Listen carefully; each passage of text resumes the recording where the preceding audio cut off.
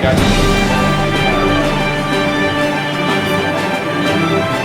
आज का एग्जीबिशन जो था उसमें बच्चों ने विश्व का जो सबसे ज्वलंत मुद्दा है पॉल्यूशन, उससे रिलेटेड ज़्यादा प्रोजेक्ट बनाए, जैसे ग्रीन हाउस एमिशन या ग्रीन हाउस इफेक्ट जो है उसकी वजह से जो ग्लोबल वार्मिंग हो रहा है, जो कार्बन एमिशन हो रहे हैं हमारे पूरे विश्व में, जिसकी वजह से पूरे पृथ्वी का टेम्परेचर बढ़ रहा है और उससे हमारे जो जल स्रोत हैं, आइस कैप्स हैं, माउंटेन जो भी बर्फ़ से आच्छादित माउंटेन्स वगैरह हैं, तो उन पर जो बर्फ़ है वो पिघल रही है। उससे क्या होगा, भविष्य में हमारे पास पीने के लिए नेचुरल और प्योर वाटर नहीं होगा। तो इन सारे प्रॉब्लम्स को बच्चों ने दर्शाया है। इसके अलावा बच्चों ने फायर अलार्म बनाया, जिससे कि हम किसी भी बिल्डिंग में, किसी भी इंस्टीट्यूशन, किसी भी ऑफिस में अगर कहीं भी कोई भी फायर है तो उसमें जो IR सेंसर लगा है वो ईज़िली और बहुत अर्ली फायर को डिटेक्ट करके उसके अलार्म से लोगों को, पब्लिक सेफ्टी के लिए ये बहुत ही अच्छा अलार्म है और ये बहुत ही अच्छा प्रोजेक्ट है। उसके अलावा बच्चों ने एक अर्थक्वेक अलार्म बनाया है, जिससे कि अगर अर्थक्वेक हो और थोड़ी सी भी शेकिंग हो तो वो अलार्म तुरंत बजने लगेगा, जिससे कि पब्लिक को हम अवेयर कर सकते हैं कि वो उस बिल्डिंग को, एनी बिल्डिंग को या कोई भी ऑफिस है उसको वो वेकेंट करके खाली कर दें और इससे हम पब्लिक लाइफ को सेव कर सकते हैं। मैम, साइंस जो है बहुत तेज़ी से, बहुत रफ्तार के साथ आगे बढ़ रहा है और स्टूडेंट्स भी अपनी अपनी चीज़ों को सही तरीके से दर्शा रहे हैं। इस बारे में क्या कहना चाहेंगे आप?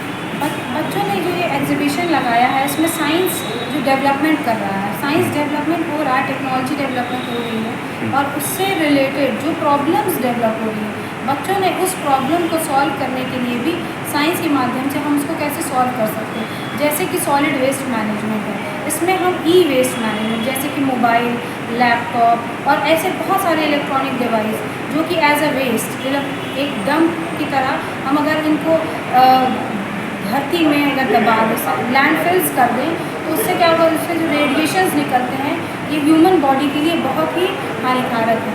तो बच्चे इसका रिसाइकिल कैसे कर सकते हैं ताकि ये दोबारा यूज़ में आ जाए और इनसे जो रेडिएशन है उससे भी हमको निजात मिल सके। इस पे बच्चों ने इन साइंस से डेवलप जो प्रॉब्लम्स हैं उसको भी साइंस के द्वारा सॉल्व करने के लिए बहुत सारे मॉडल्स बनाए हैं और सॉलिड वेस्ट मैनेजमेंट जैसे। साइंस के एक योद्धा हैं APJ अब्दुल कलाम, जो उन्हें जितना भी तारीफ़ करते उतना कम। उनके बारे में क्या कुछ कहना चाहेंगे? अभी हाल ही दिनों में उनकी जो है जन्मदिन भी मनाया गया है। APJ अब्दुल कलाम के बारे में हम यही कहेंगे कि वो एक बहुत अच्छे साइंटिस्ट थे, बहुत ही रिनाउंड साइंटिस्ट थे और उनकी बहुत सारी चीज़ों को हम फॉलो करते हैं। और उनका एक कोट मैं यहाँ पे कहना चाहूँगी कि उन्होंने एक कोट दिया था कि सपने वो नहीं है जो हम सोते हुए देखते, सपने वो हैं जो हमें सोने ना दें। माय नेम इज़ विष्णु प्रज्ञा पार्वता सिंह। ठीक, ओके, स्टार्ट। सर, ये जो आज का एग्जीबिशन है, जो बच्चों ने अलग अलग तरीके की सारी चीज़ें बनाई है, हैंड क्राफ्ट वगैरह, इस बारे में क्या कहना चाहेंगे आप? बच्चों ने बहुत मेहनत की है और थोड़ा प्रिंसिपल में कॉम्पिटिशन रहा है, मैनेजमेंट का रहा है और थोड़ा बहुत हमारा रहा है, लेकिन ज़्यादातर मेहनत जो है बच्चों की छुट्टी है और उनका पूरा डेडिकेशन रहा है इस एग्जीबिशन को सक्सेसफुल करने के लिए। ज़्यादातर जो मॉडल हैं वो बेसिकली फिजिक्स से रिलेटेड हैं और फिजिक्स के मॉडल बनाने अपने आप में कठिन टास्क होता है और उसकी थ्योरी को समझना, उसके रिसर्च को समझना और उसका सोसाइटी पे क्या इम्पैक्ट होगा, फ्यूचर पे क्या इम्पैक्ट होगा, उसको समझ के और ओवरऑल उसको इम्प्लीमेंट करना it is a difficult task. लेकिन बच्चों ने उसको कंप्लीट किया है। दुनिया भर में जग जाहिर है कि APJ अब्दुल कलाम जो है साइंटिस्ट थे, उनका ISRO का वो भी लगा, उस बारे में क्या कहना चाहेंगे आप? APJ अब्दुल कलाम जी जो है वो सबके लिए एक आदर्श रहे हैं और अच्छे भी उनको अपना आदर्श मानते हैं, हमारे लिए भी आदर्श रहे हैं। और APJ अब्दुल कलाम का एक रिसर्च रहा है जिसको मैंने आयनिक थ्रस्टर मॉडल, आयनिक थ्रस्टर से रिलेटेड जो रॉकेट साइंस में यूज़ होता है, उसका एक मॉडल भी हमने अपने अंतर्गत ध्यान को देखते हुए अपने अंतर्गत इसको बनाया है, वो लगा हुआ है और वो प्रॉपर वर्किंग में है। और साइंस के लिए बहुत सारी चीज़ों की बात करें कि स्टूडेंट्स अलग अलग तरीके से अपने अपने कलाओं को दर्शाते हैं।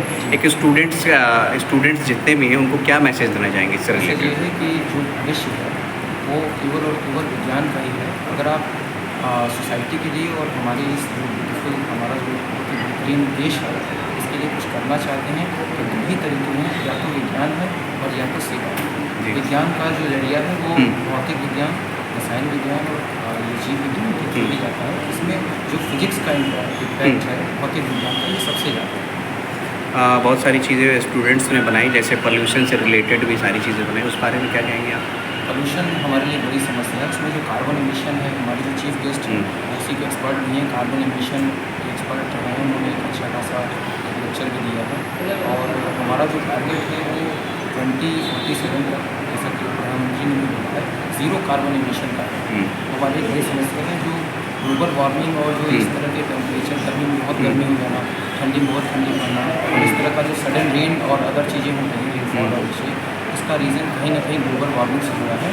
और डीपर अगर जाएंगे तो ये कहीं ना कहीं कनेक्टेड है इस कार्बन एमिशन और इस टाइप के जो global warming green house gases हैं, इनका एमिशन ही है, जैसे sulphur dioxide, carbon monoxide, carbon dioxide gas. ठीक है सर, थैंक यू। आपका नाम? मयंक कौशल, मैं यहाँ फिजिक्स का टीचर हूँ। ठीक, थैंक यू।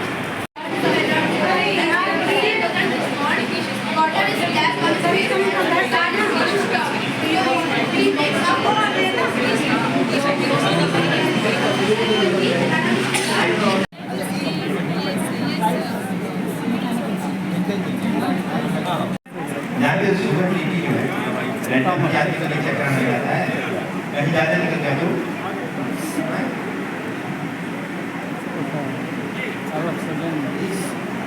जो है आप